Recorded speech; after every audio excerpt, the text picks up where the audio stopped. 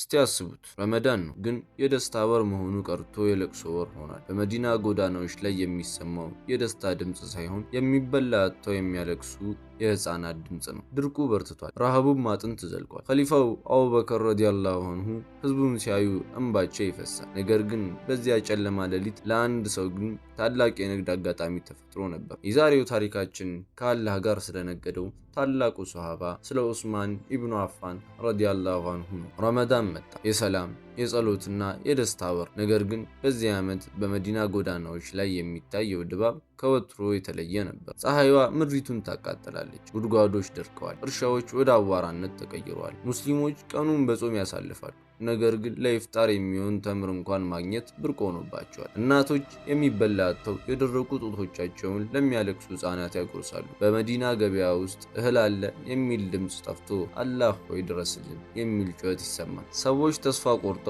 ወደ ታላቁ ሰሃባና የሙስሊሞች መሪ አቡበከር አስሲዲቅ ረዲየላሁ ዐንሁ ዘንድ ሄዱ። የአላህ መልእክተኛ ተተኪ ሆይ ረሃቡ አደቀቀን፣ ጾሙም በረታብን፣ የሚበላ ነገር ከየት እናምጣ ብለው አመለከቱ። አቡበከር ረዲየላሁ ዐንሁ አይኖቻቸው በእንባ እየረጠቡ በጽናት እንዲህ አሏቸው፣ ታገሱ፣ የአላህን እዝነት ተጠባበቁ። ነጋ ሳትሉ ፀሐይ ሳትጠልቅ አላህ መውጫ መንገዱን ያሳየናል ብዬ ተስፋ አደርጋለሁ። ይህ ንግግር በመዲና ህዝብ ልብ ውስጥ ጥቂት የተስፋ ጭላንጭል ፈጠረ። በማግስቱ ንጋት ላይ መዲና ገና ከእንቅልፏ ሳትነቃ ከሩቅ የሚመጣ ድምፅ ተሰማ። መሬቱ ይርገበገባል።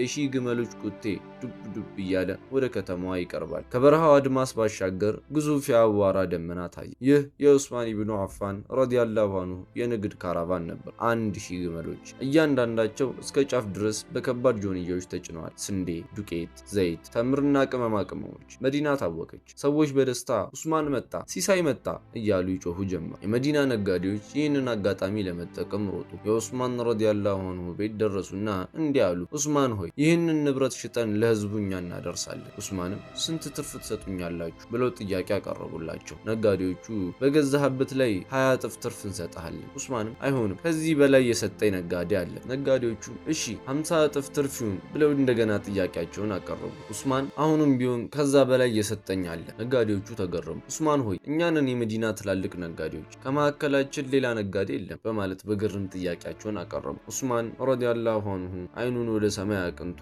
በረጋ ድምፅ እንዲህ አለ፣ የዓለማቱ ጌታ አላህ ሱብሃነሁ ወተዓላ ለእያንዳንዱ መልካም ስራ 1000 እጥፍ እንደሚሰጠኝ ቃል ገብቶልኛል። እናንተ ይህንን ልትሰጡኝ ትችላላችሁን? አትችሉም። እኔ ግን ረመዳን መሆኑን አውቃለሁ። አላህ በረመዳን ውስጥ ሰደቃን እንደሚያበዛም አውቃለሁ። ቀጠለና በታላቅ ድምፅ እንዲህ አለ፣ የመዲና ነጋዴዎች መስክሩ፣ ይህ 1000 ግመል የጫነው ንብረት በሙሉ ለአላህ ብዬ ለመዲና ምስኪኖች፣ ድሆችና የቲሞች ሰደቃ ሆኗል። አንድም ሳንቲም ለራሴ አልፈልግም። ዑስማን ረዲየላሁ ዐንሁ በምድራዊ ባንክ ሳይሆን በሰማያዊ ባንክ ተጠቀሙ። እናም ያ የረመዳን ምሽት በመዲና ታሪክ ውስጥ ልዩ ቦታ አለው። በሺህ የሚቆጠሩ ቤቶች በደስታ ተሞሉ። የተራቡ ሕፃናት ጠገቡ። በጭንቀት የነበሩ አባቶችም እረፍት አገኙ። ዑስማን ኢብኑ አፋን ረዲየላሁ ዐንሁ በዚያ ቀን በምድራዊው ስሌት ከስሮ ሊመስል ይችላል፣ ነገር ግን በሰማያዊ ባንክ ከማንም በላይ ባለሀብት ሆኑ። ዛሬ እኛም በረመዳን ወር ውስጥ እንገኛለን።